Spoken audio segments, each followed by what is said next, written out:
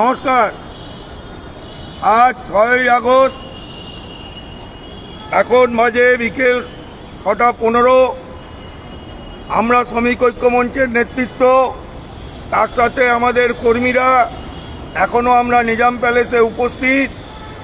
আমার পূর্ববর্তী বক্তা অপূর্ব বিশদে অনেক কিছু বলে গেছে।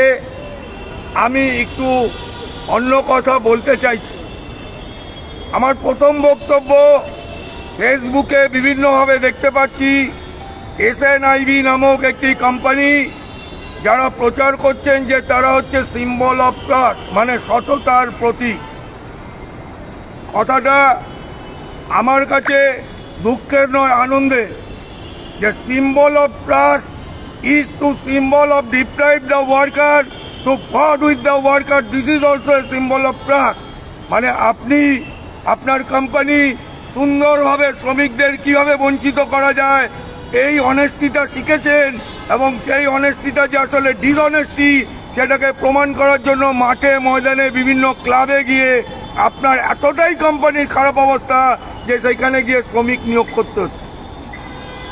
আপনি বলছেন 2030 সালের মধ্যে কোম্পানির লক্ষ্যমাত্রা 5,000 কোটি টাকায় পৌঁছবেন এবং 1 লক্ষ শ্রমিক কর্মচারীর কর্মসংস্থান তৈরি করবেন।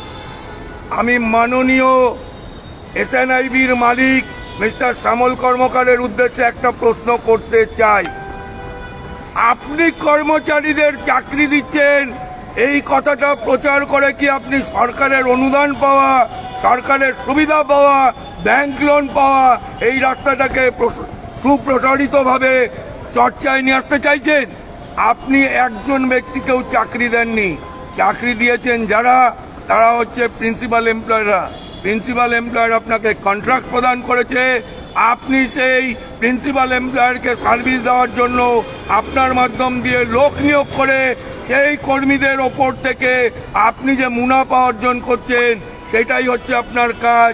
মানে হচ্ছে কমিশনিং কোম্পানি। আপনি ট্রেডিং করেন, আপনি কোনো ম্যানুফ্যাকচারিং কোম্পানি নয়।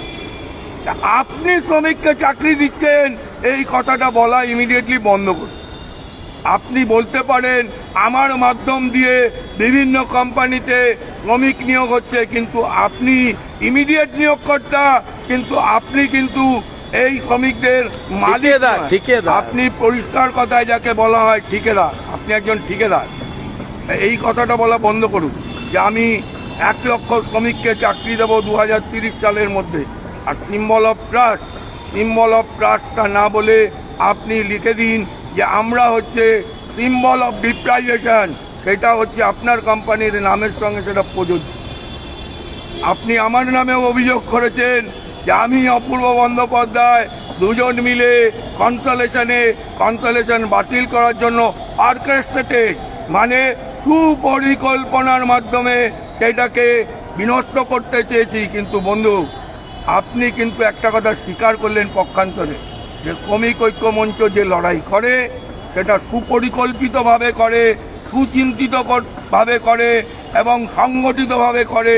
সেটা কিন্তু পক্ষান্তরে আপনার একজন কি এক্স রিটায়ার্ড আইপিএস, আমি জানি না উনি আইপিএস, উনি কোথায় কোন পোস্টে ছিলেন, আমি ওনাকে অবমাননাও করতে চাইছি না, কিন্তু অপূর্ব যেটা বলল আমি আবার আপনাকে বলছি, একজন বেসরকারি সংস্থার চিফ অপারেশন ম্যানেজার, তার নামের পাশে রিটায়ার্ড আইপিএস এই কথাটা লিখতে পারে না, কিন্তু উনি লিখছেন।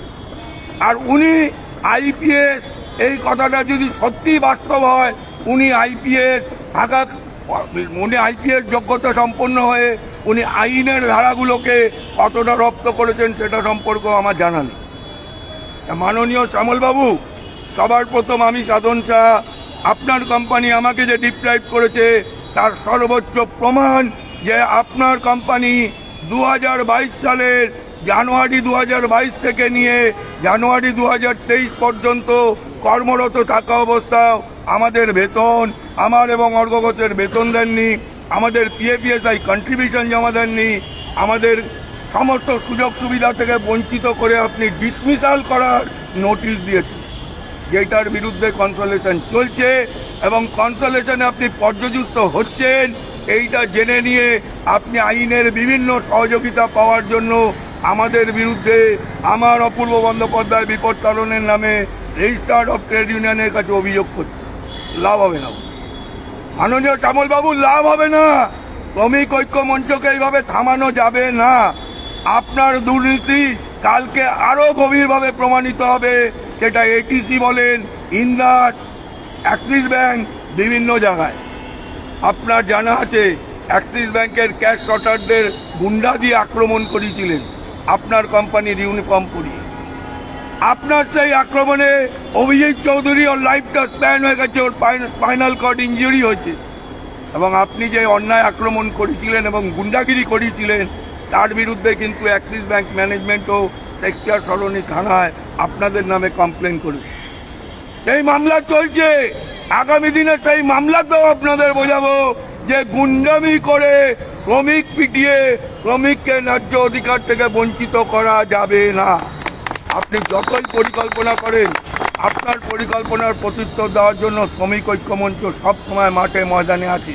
আর যদি মনে করে থাকেন কিছু দালালকে পুষে আপনি সেই দালালদের মধ্যে দিয়ে শ্রমিক ঐক্য মঞ্চকে কালিমালিপ্ত করার চেষ্টা করবেন, আপনাকে এই কথাও জানিয়ে রাখি, আগামী দিন বর্তমান যে রাজ্যের সরকার আপনার সেই দালালদের কি ব্যবস্থা নেওয়া হবে এবং তাদের পরিণাম কি হবে, তার সাথে সাথে আপনিও কোথায় পালাবেন, আপনার দুর্নীতি যে প্রমাণিত হবে তার জন্য আপনার আইনি যে ব্যবস্থা নেওয়ার সেটা আপনি শ্রমিক ঐক্য মঞ্চের নেতৃত্বের বিরুদ্ধে কি নেবেন। শ্রমিক ঐক্য মঞ্চের নেতৃত্ব আপনার কোম্পানির বিরুদ্ধে নেবে, এইটুকু আপনাকে আজকের এই সন্ধ্যায় জানিয়ে দিতে চাই। আমি আমার বক্তব্য দীর্ঘায়িত করব না, শুধু সমস্ত শ্রমিকের কাছে একটাই বার্তা, সিম্বল অফ ট্রাস্ট যেখানে লিখছে সেইখানে লিখুন অরবিন্দ গুহ আজ 2 বছর ধরে চাকরি করছে স্টেট ব্যাংক অফ ইন্ডিয়ার এটিএম এ, তাকে বেতন দেওয়া হচ্ছে না। সাধন চা অর্ঘ ঘোষ কাজ করা সত্ত্বেও তাদের বেতন না দিয়ে তাদেরকে ডিসমিসাল করা হয়েছে। এই সিম্বল অফ ট্রাস্টকে আপনারা চিনে রাখুন এবং এই সিম্বল অফ ট্রাস্ট যেখানে লিখছে সেখানে আপনারা এই বার্তাগুলো পাঠান যে যদি আপনি সিম্বল অফ ট্রাস্ট হবেন তাহলে আপনি শ্রমিকদের অধিকার থেকে বঞ্চিত করেছেন কেন, তার উত্তরটাও দিন। আর মাঠে মাঠে ক্লাবে গিয়ে নিয়োগ না করে আপনার অফিস থেকে আপনার নির্দিষ্ট জায়গা থেকে বিগত দিনের মতো নিয়োগ করুন যদি আপনি সত্যি সিম্বল অফ ট্রাস্ট হন। আর 1 লাখের চাকরি এই প্রচার বন্ধ করুন। আপনি কাউকে চাকরি দিচ্ছেন না, কারণ আপনি কোনো ম্যানুফ্যাকচারার না, আপনি ট্রেডার এবং আপনি একজন ঠিকাদার। সুতরাং এই কথা বলা বন্ধ করুন। আশা করি সমস্ত শ্রমিকরা পোস্ট এই কথাগুলো তাকে জিজ্ঞাসা করবেন এবং বলবেন। এইটুকু বলে আমি আমার বক্তব্য